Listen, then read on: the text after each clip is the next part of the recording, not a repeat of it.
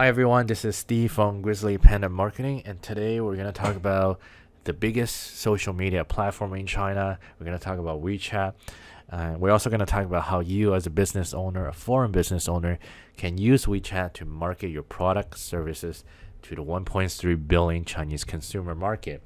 Now, originally, when I did this video, it was way too long, and I wanted to cover everything and kind of really give you an idea how you, as a business owner, can market to China using Wechat, the biggest social media platform there is. But it was really, really long, and so I decided to cut it down to smaller chunks so we can easily manage them, so you can consume them on your own time, and it's easier for you to consume these content.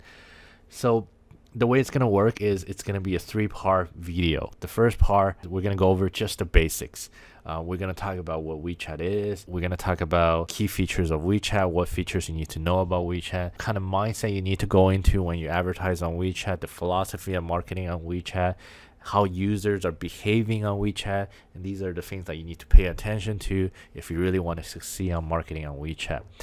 So the second one, we're going to get into a little bit more in depth about creating stuff like official account, how you set up official account, the documents you need to set up official account.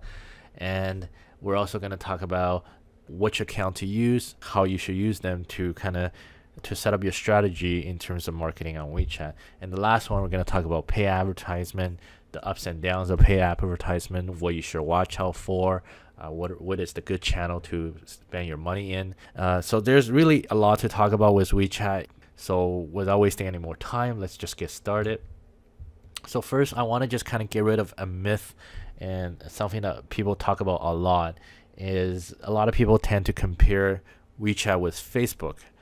Now, there are some similarities. Yes, it is true, but I really don't think Wechat is the Facebook of China.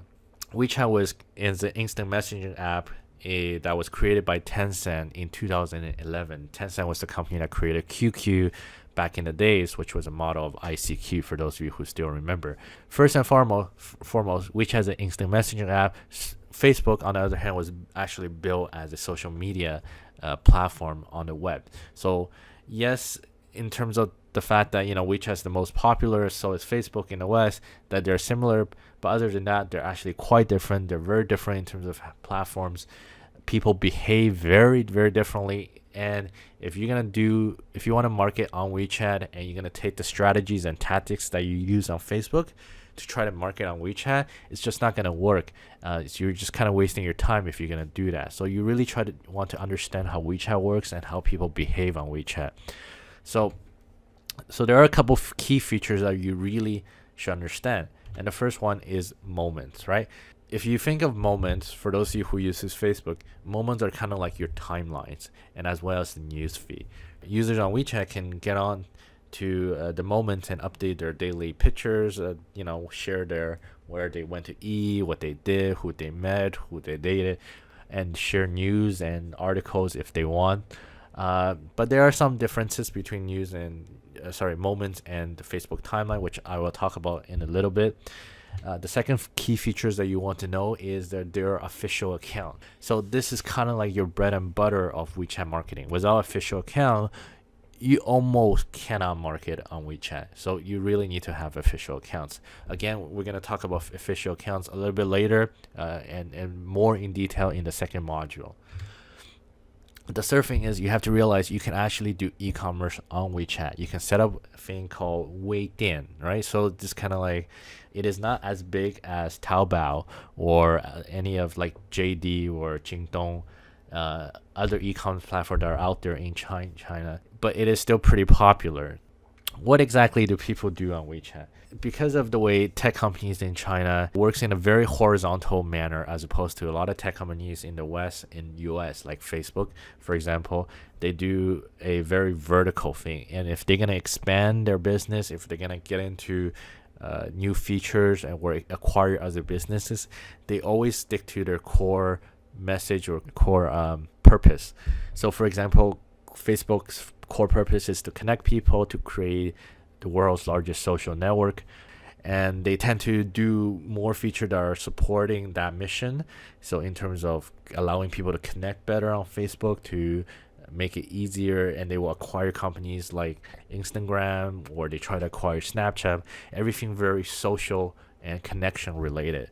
But in China, this is completely different. All the tech companies, there's three tech giants in China. There's Tencent, there's Baidu, and then there's Alibaba. And then there's many other smaller tech companies. But again, most of these tech companies are going to be funded by these top three companies. And the way in China it works is they expand horizontally. They don't really stick to a core mission. They're very aggressive. Everybody's trying to get into everybody's market. So you're gonna see Alibaba recently has been trying to get into a WeChat market, and they try to go social with Alibaba. I think it's Taobao Circle or Alibaba Circle. And then you're gonna see WeChat try to get into the e-commerce space by creating Weidian and stuff like that. So you're gonna see all these different platforms in China with so many different features. The reason they do that is because they want to keep the users using their platform and their platforms only. So I don't know if this is a good strategy versus the Western strategy, but that it is the way it is in China. Okay, so what can people do on WeChat?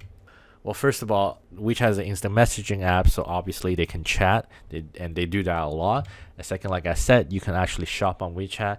You can shop on other people's Weidian, or you can even shop on official accounts. Some official account provide products. The third thing is you can actually do banking on WeChat. You can check your bank balances. You can, you can send money, receive money. And then again, you can do e-commerce. Like I said, you can set up your e-commerce store. And one of the most impressive thing that is that you can actually do payments. Okay, there's a couple payment systems in China, but what it is, it's kind of like Apple Pay. It's kind of tap your phone and go. But in China, this is on steroid. Okay, so there's a couple pay systems in China. There's the Alipay, there's the WeChat Pay, and then there's Apple Pay. The way it works is if you ever visit China, and I was down there a couple months ago, you probably know that there's a lot of street vendors, right? There's a lot of people that will come out with their bikes and carts, and then they will try to sell street foods. So traditionally, when I grew up, the only way you can pay these street vendor is to give them cash, then that will be the only way. But now you're gonna see more and more people, and I see it all the time, is when you purchase something from these street vendors, they will just tap each other's phone. They will scan each other's QR code, and WeChat will handle the payment. The money will be transferred to them. So it's kind of very cool, and this is very popular in China. I believe more so than anywhere else in the world. Another thing people do on WeChat is they play a lot of games. Many people don't know that, but Tencent is actually one of the biggest gaming company in the world. A large amount of their profit actually comes from game. Now, obviously, you're wondering, great, WeChat sounds impressive. WeChat is big, so why should I be on WeChat? We try social media stuff. It doesn't always work. It's a longer investment. So what's the benefit of being on WeChat? Well, first of all, WeChat has 570 million daily active users, right? Compared to 1.3 billion that Facebook has. But the 570 million, most of these users are in China. You can't even use Facebook in China. So if you want to reach the people in China, you have to go through WeChat. And second of all, attention. This is the most important part of any channels that you want to use is attention. Where's the attention going? The reason why Facebook is worth so much is that because they can hold attention better. So is WeChat. WeChat has the attention of the Chinese users. An average user in WeChat spends about 40 minutes a day using WeChat. I'm not an advocate of WeChat. In fact, I do use it, but there are many features I do not like WeChat. I think they're very slacking in terms of some of the features they do. I really think Facebook is a much better social media platform. However, like I said, so if Facebook is not available in China, even if it is available in China, you still don't want to use Facebook unless Facebook has all the attention of the Chinese user, right? So simply put, the reason you want to use WeChat is because that's where all the attentions are currently. Everybody in China uses WeChat, and everybody in China uses WeChat almost on a daily basis.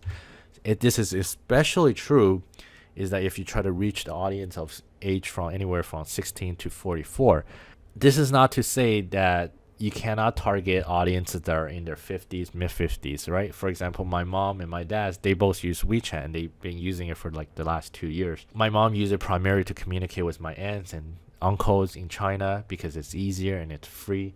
My dad don't do as much communication, but he likes to read news on WeChat, and he sends me a lot of them because he kind of think I like business and tech businesses in China. So he sends me a lot of news. So there's absolutely a market, a way to get in touch with even the older generation. So I truly believe, and I personally believe, that if you're a business and you want to market to China, it is a good idea to have at least some kind of strategy on WeChat. Now, from my experience, WeChat is actually one of the harder platforms to market on, right? I have actually done Facebook, I've done Twitter, and I've marketed on Instagram. In my opinion, and marketing on WeChat is actually definitely the harder platform, and at least one of the harder platforms to do. And the reason is, just like I said before, WeChat is not Facebook, WeChat is not Twitter. The way people behave on WeChat, the way people interact with on WeChat is very different, and this is why it's kind of hard. So let me explain. So here's a picture of Facebook, right? This is what we kind of see for those of you who has used Facebook. This is the first thing you see when you log into Facebook, regardless if you're going to use it on the mobile or the desktop. You're going to see the news feed. So you see your page, your groups on the side, your chats on the other side. In the middle, it's all news feed.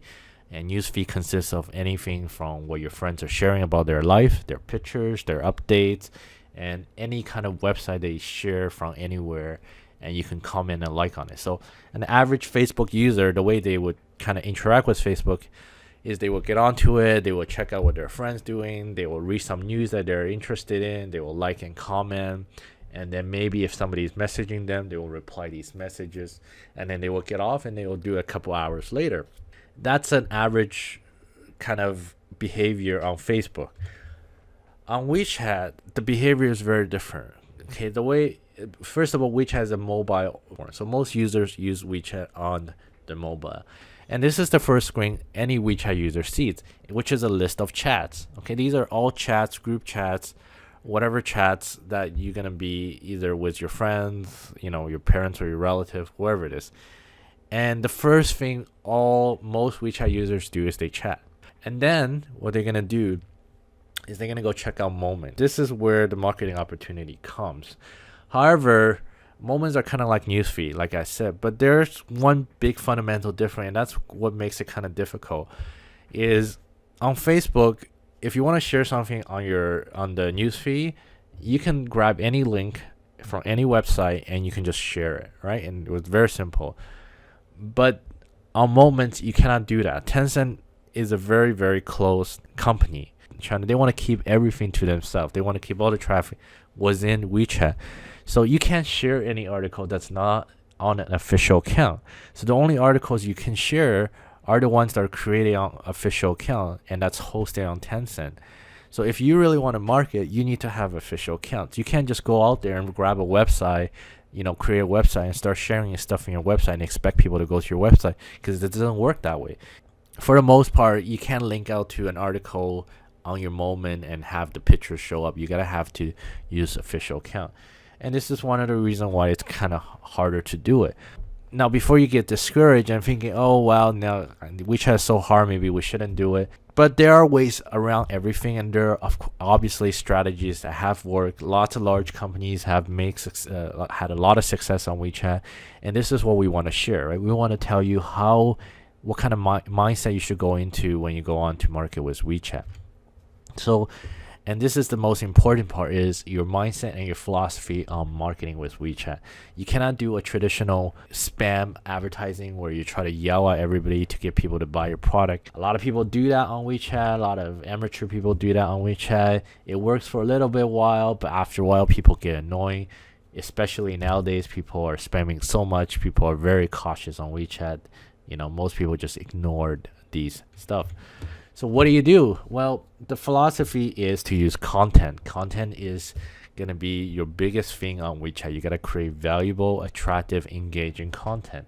When Bill Gates said content is king, and I'm sure somebody else said it before him, content is definitely king on WeChat. So this is what you want to do.